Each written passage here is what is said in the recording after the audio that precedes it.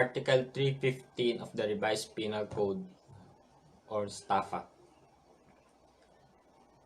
In general, ang STAFA is kilala din as swindling because it also involved frauds. In general, in order to constitute the crime of STAFA, may mga elements na dapat present. What is STAFA? Swindling or estafa is a crime against property and is committed using any fraudulent means. It also an abuse of confidence, and there are many ways this crime is committed. Estafa or swindling is punishable under the Article 315 of the Revised Penal Code. Elements: that an accused defrauded another by abuse of confidence or by means of deceit, and that the damage and prejudice capable of pecuniary estimation is caused the offended party or third person. In abuse of confidence, deceit is not necessary. All that is required is confidence, and that confidence is abuse. Example, money or property being entrusted to the accused. Sa dapat na bagay na pinagkukulan ay hindi niya doon ginamit o ginawa. In terms of damage can be quantified in terms of money. Means or modes of how estafa is committed: misappropriating, converting to the prejudice of another, money, goods, or other personal property received by the offender in trust or commission, or for administration or under any other obligation involving the duty to deliver or return such money, goods, or property. Dito, it mostly occurs in investments.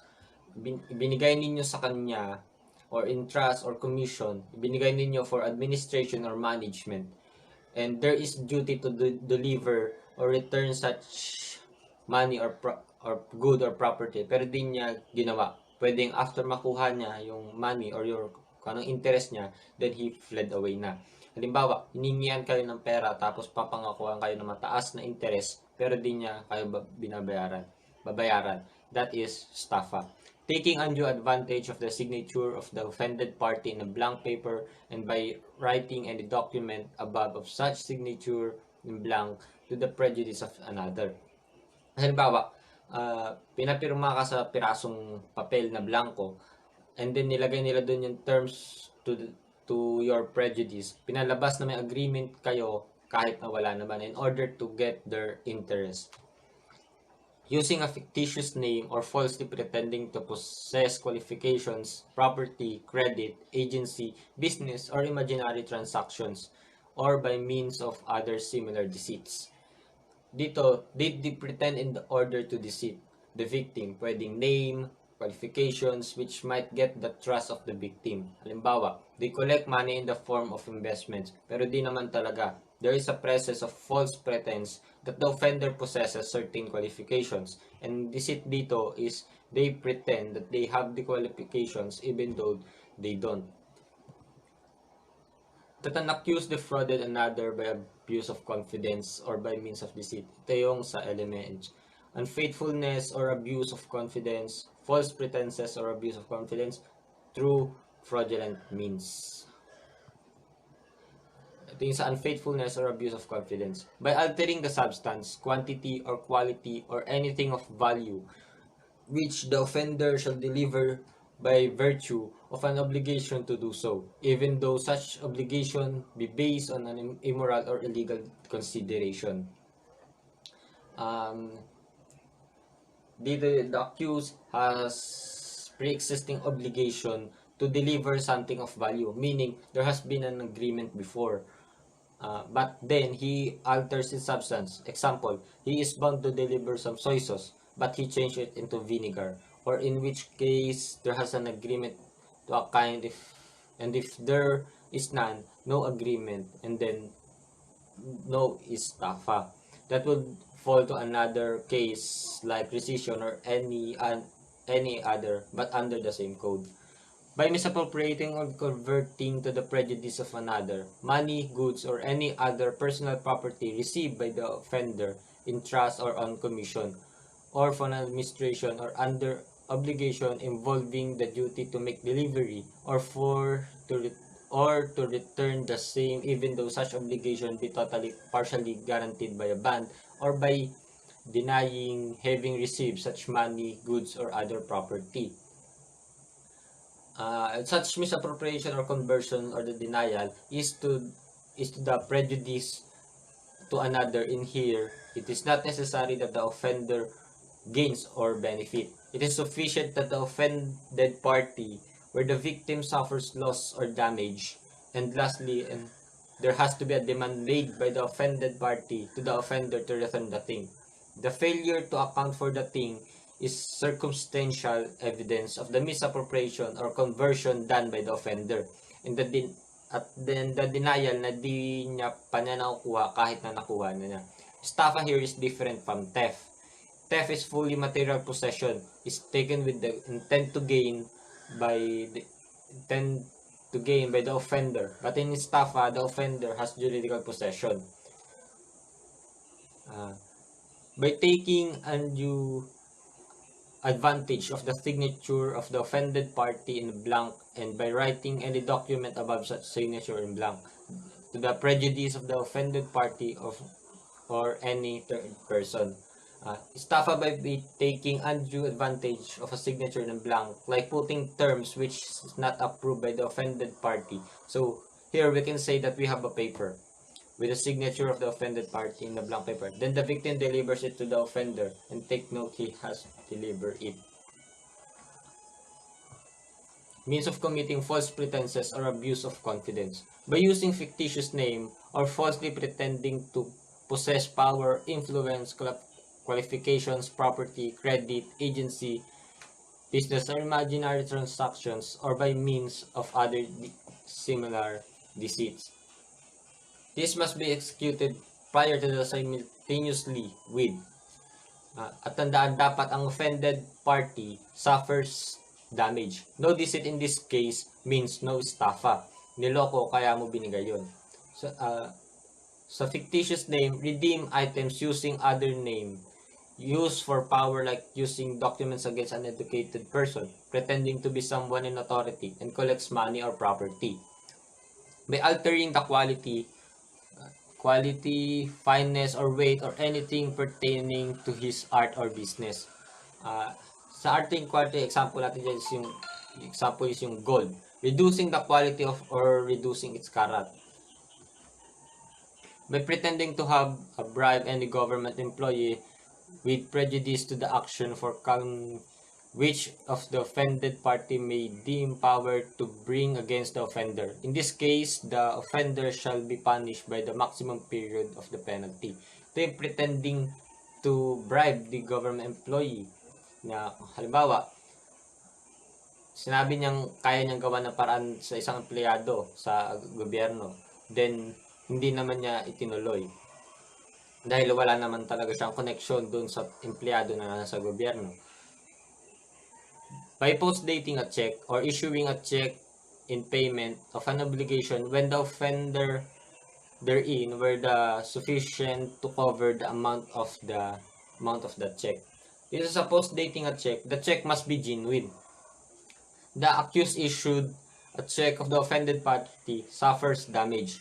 Fill the check or deposit up to 3 days only. If not, the offender falls on the crime of estafa.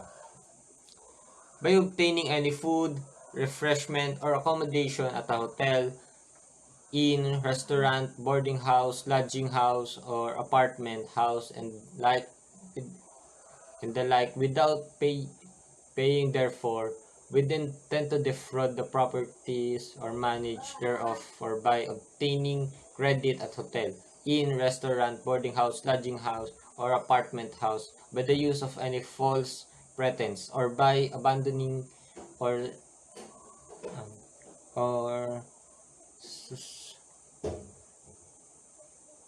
religiously removing any part of his baggage from the hotel, inn, restaurant, boarding house, lodging house, or apartment house, after obtaining credit, food, refreshment, or accommodation therein, without paying for his food, refreshment, or accommodation. Sa obtaining food, refreshment, or accommodation without paying, obtaining credit by using false pretense, removing baggage without paying. Ito yung gumagamit sila ng mga pangalan, mimeke, para lang obtain sila ng pagkain, refreshment, accommodation, pero hindi naman nila babayaran. Means of committing through fraudulent means. By inducing other by means of deceit to sign any document. Deceive the victim personally, sign the document, and get damage. The accused must have induced the offended party to sign the document. The accused use or gumawa ng mga statement aiming to mislead the victim. By resorting to some fraudulent practice to ensure success in a gambling game. Like pre-arranged games. Ito yung fixing games. By removing, concealing, or destroying in whole or in part any court records, office files, document, or any other papers. Ito is removing documents with the intention to fraud the others. References, I'm Sanjik Nanfarmisi, Criminology, Section D. 316. The other form of swelling. The penalty of arresto mayor in its minimum and medium period and a fine of not less than the value of the damage caused and not more than 3 times such value shall impose upon 1. Any person who pretend to be owner and any really property shall convince, sell, encumber, or portrage themselves. Element that the thing be immutable, such a parcel of land of building. 2. The offender who is not the owner of said property represent that he is the owner thereof. 3. That the offender execute an act of ownership, selling, leasing, encumbering, or portraying the real properties. 4. That the act selling, leasing, encumber, or the real property made is prejudicial to the owner of the third person. What are immutable? Immutable property article 415. The following are immutable properties. 1. Land, building, road, and construction, all kind adhere to the soil. 3. Plants and growing fruit while they are attaching to the land of form an integral part of a immutable. 3. Everything touched to a mutable manner is such a way that cannot be separated, therefore without breaking the materials or deterioration of the object. 4. Statue, relief, painting, or other object for use or ornamentation placed in building or on land by the owner of the mutable in such manner that revealed the intention to touch that them permanently. 5. Machinery, receptacles, instrument, element, implement intended by the owner to are of the enemy for a industry or work which may be carried on the building or in place of land and which tend directly to meet the end of the said industry or work. 6. Animal house, veget house, fish pond, or breeding place of similar nature in case their owner has placed them up or preserved them with the intention have them permanently attached to the land and forming permanent particles in the place breed it actual use of piece of land. 7. 8. Mine, this and slag dumps while the matter therefore form part of the bed and waters either running or gunslot. 9. Dock and structure which dot floating are intended by their nature and object to remain at a fixed place on a river, lake, or coast. 10. Contract for public work and services and other real rights over invalue properties. Example, sold a parcel of land to B. Later, A sold the same parcel of land to C, presenting to the latter that A was the owner thereof. At the time he sold the land to C, A was no longer the owner of the property. There is a violation of Article 316. What is the difference between Article 315 and 316 when it's come to property? Article 315, if the property is a chattel, movable. Article 316, the thing disposed of must be real property. What about building? They are under Article 315 or 316. Building as real property building, not merely superposed on the soil, are real property by incorporation. Whether they be erected by the owner of the land or by the usufructuary by lessee. People versus Camino. What about machine?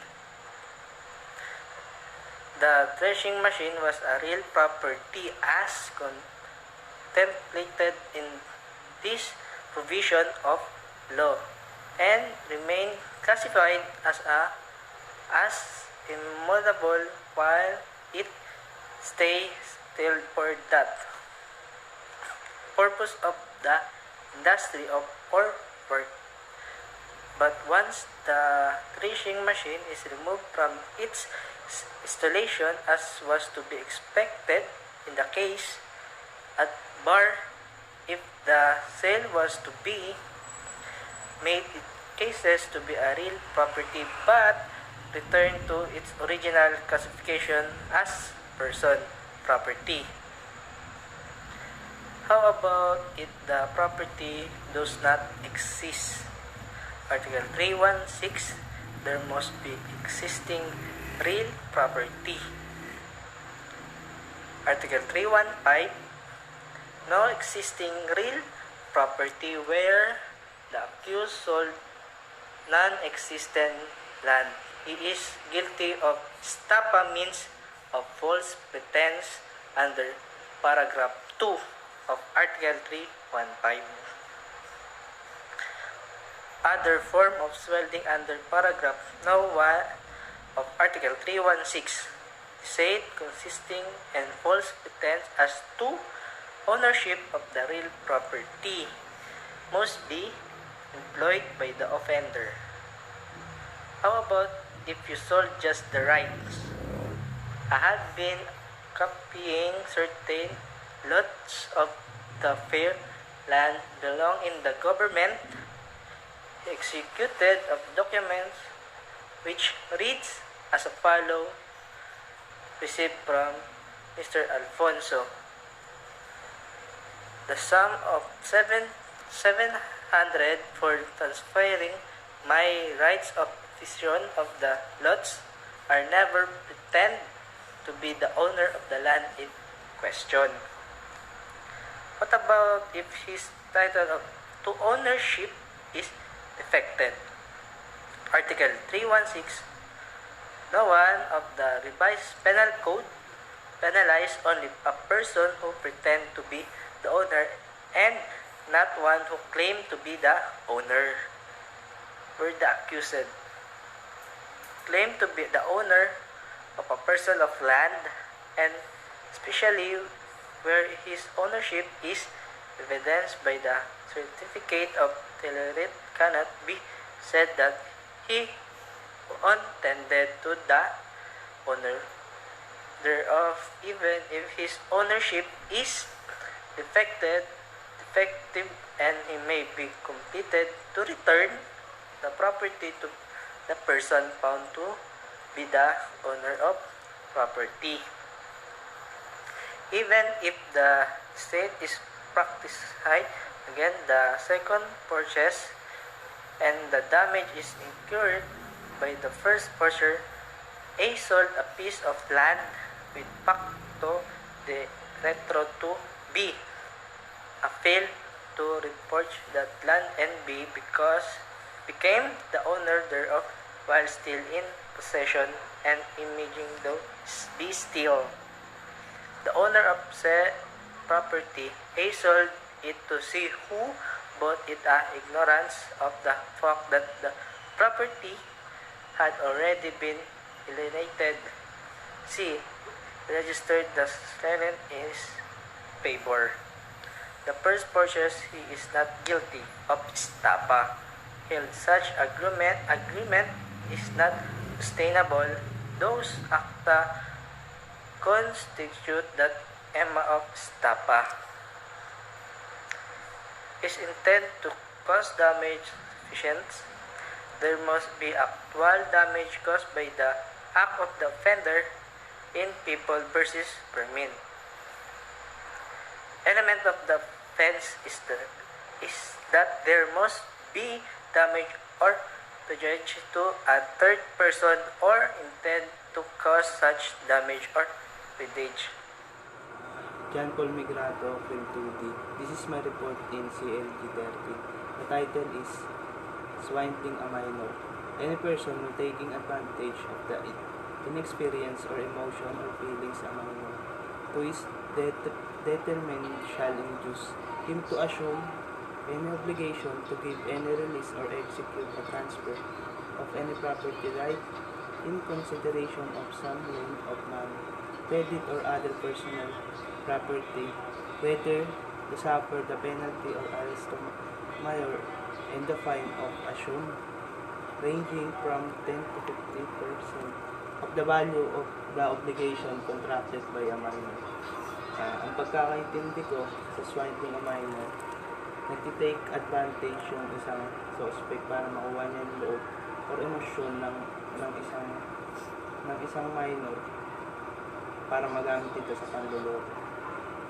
May mga 4 elements ang swindling a minor. Number 1, nagtitake advantage yung offender sa inexperienced emotion or feelings ng isang minor. Number 2, in-induce or kinukumbinsin ng offender ang minor na mag-assume ng obligasyon, magbigay o mag-release or mag-execute ng transfer of any property rights. Number 3, para ito sa pag-utang ng pera, credit or personal property at iba pa. Number 4, ang transaction ito ay napag-agrabyado dun sa mga doon. And this is my example of swindling a minor.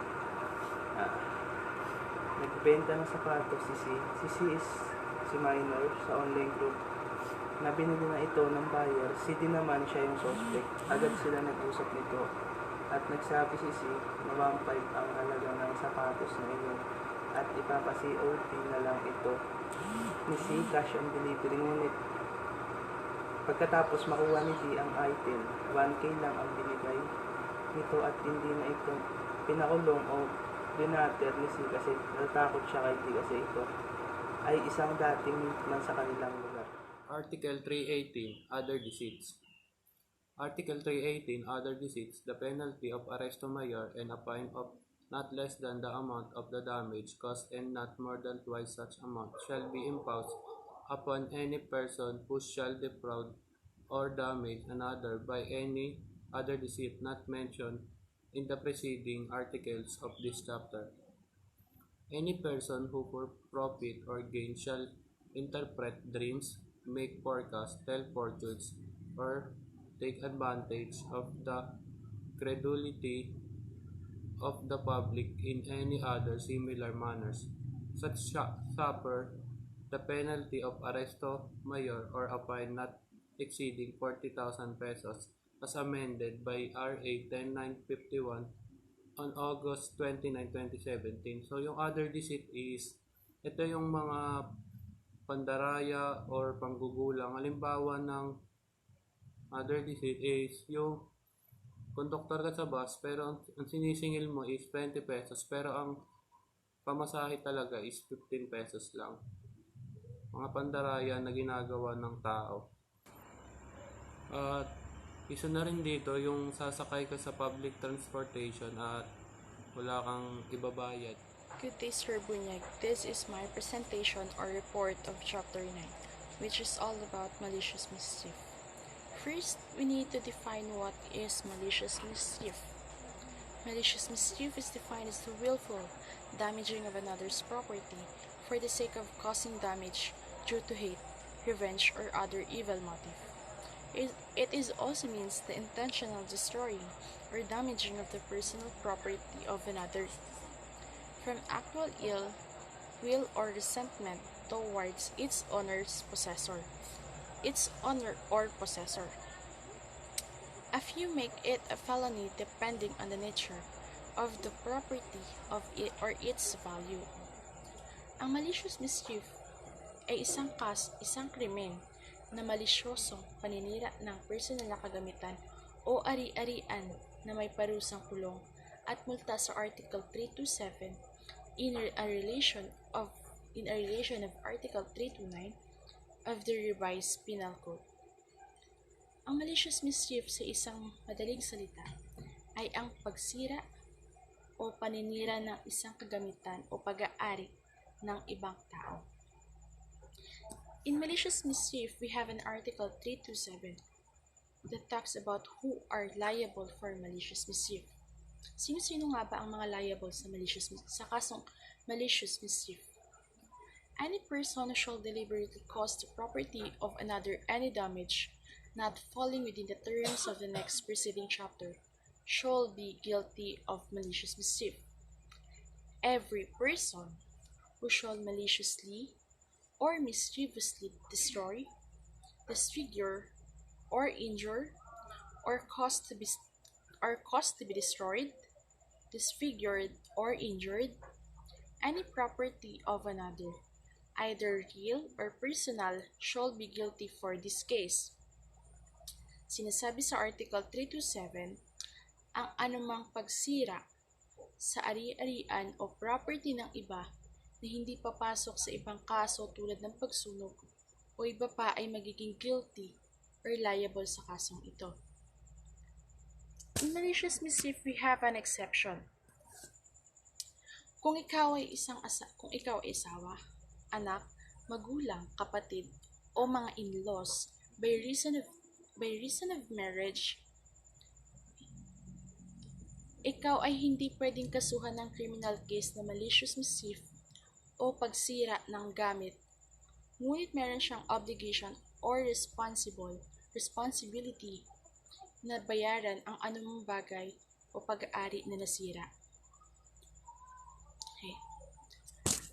In Article 327, we have an elements for you to be liable for this case. Number 1, that the offender deliberately caused damage to the property of another.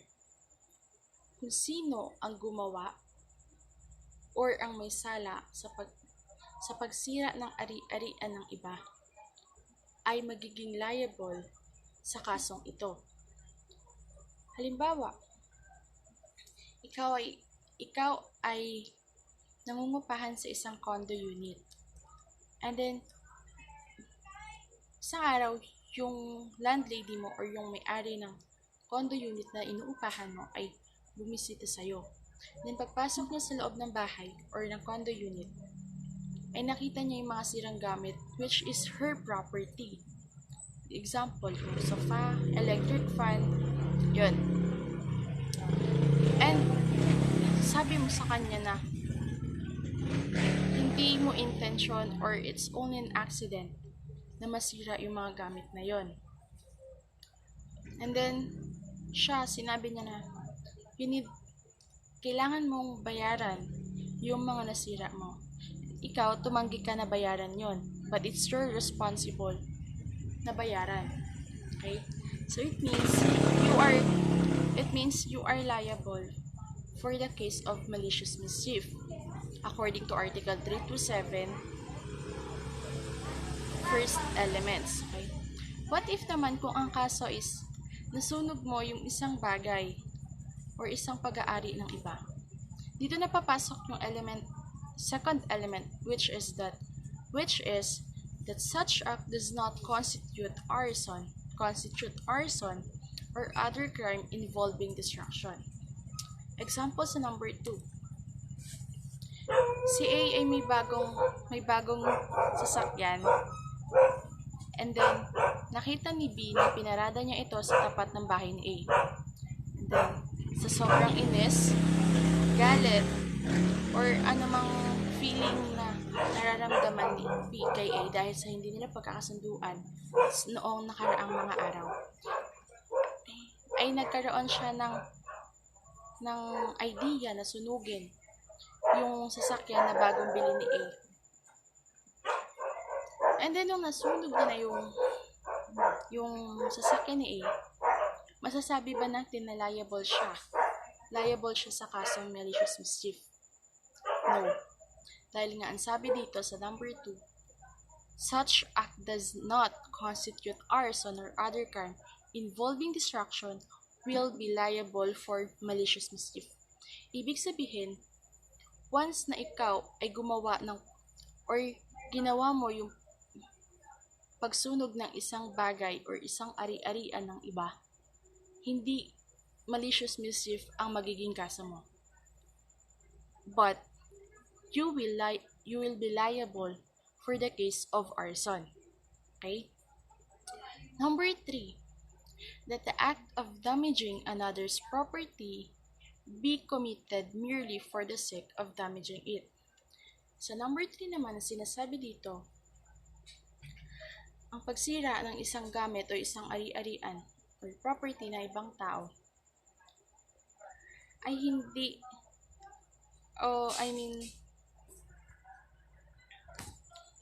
ang sinasabi sa number 3, sa third elements ay you commit that crime or that act kasi ang purpose mo is makapinsala or makasira lang. That's it. Sa ginawa mong yun, magiging liable ka or magiging guilty ka sa kasong malicious mischief. Okay? For the last discussion, we have here criminal mischief. Criminal mischief is also known as malicious mischief, vandalism, damage to property, or by other names depending on the state. That's all. Thank you. Good day, I'm Magbo Stephanie Ann of Crim 2D, and today I'm going to discuss the Article 328 Special Cases of Malicious Mischief and Article 329 Other Mischiefs. And first, Article 328 Special Cases of Malicious Mischief. Any person who shall cause damage to obstruct the performance of public function or using any poisonous or corrosive substance or spreading any infection or contagion among cattle, or who cause damage to the property of the National Museum or National Library or to any archive or registry, waterworks, road, promenade, or any other thing used in common by the public. So, first sentence, any person who shall cause damage to obstruct the performance of public function. So, dito halimbawa is yung mga paninira ng mga public parks natin, yung mga panlalason sa mga hayop na pagmamay-ari ng government, kaya sa mga cattle or sa farm ng agriculture. Yun. So, doon naman sa National Museum, halimbawa sa Mind Museum, si Pedro ay pumunta sa Mind Museum para mamasyal, and then nag-cause siya ng pambabasag doon ng mga damages or sa property ng ano. And then, pwede rin sa MRT. Ayun. Pagmamayari ng government, nag-cost din siya doon. Binato niya yung bago ng MRT. Yun. And pumunta naman siya sa cattle, sa agricultural. And then pasimple siya na mga hayop, tingin-tingin siya doon, and then nagsaboy siya ng yung parang papakainin, then nagsaboy siya ng lason, and then nangyari, nagkamatayan yung mga hayop doon, and then naghawa-hawa, yun, nag-poisonous, yun yung nangyari sa hayop. And then sa, yun, National Library, doon. Basa siya doon. Basa. Okay. Basa. And then, maya-maya, siya, kinuha niya isang book. Hinagis niya. Yun. And, yan sa mga waterworks, road, promenade, yan. Basta sa public function. Nag-cause siya ng mga damages doon sa property. Yan. Okay. Shall be punished. At pwede siyang pagmultay ng by prison correctional in its minimum and medium periods if the value of the damages caused exceeds 1,000. Kung yung nasira niya is nag-exceed ng 1,000, prison correctional. And by arresto mayor if such value does not exceed and above mentioned amount but it is over 200 pesos. Yun, pagka 200 pesos. And by arresto menor in such value does not exceed 200 pesos. And next is, Article 329, other mishap. The mishaps not included in the next preceding article shall be punished.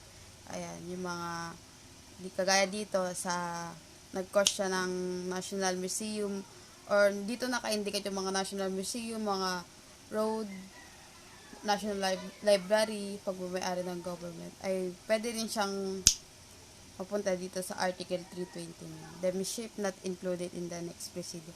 At maaari siyang by arrest of mayor in its medium and maximum period if the value of the damage caused exceeds 1,000 pesos, by arrest of mayor in its minimum and medium periods if such value is over 200 pesos but that does not exceed 1,000 pesos, and by arresto menor or fine or not less than the value of the damage caused and not more than 200 pesos if the amount involved does not exceed 200 pesos or cannot be estimated. So yun. And again, I'm Magbao Stephanie Ann of Crim 2D discuss the Article 328 special cases of malicious mischief and Article 329 other mischief. And thank you. That's all. That's all. And thank you.